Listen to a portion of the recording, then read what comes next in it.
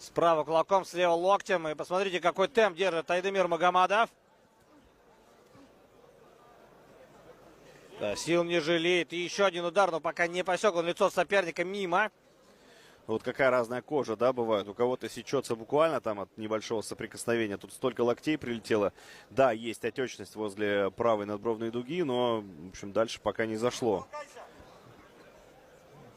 Да, постоянно атакует и справа, и слева Айдемир. Ой-ой-ой-ой. В разрез, жесткое попадание.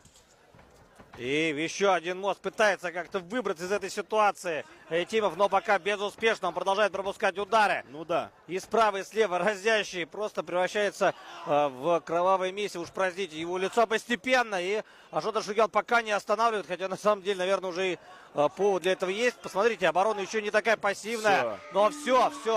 И действительно, все правильно сделал Ашота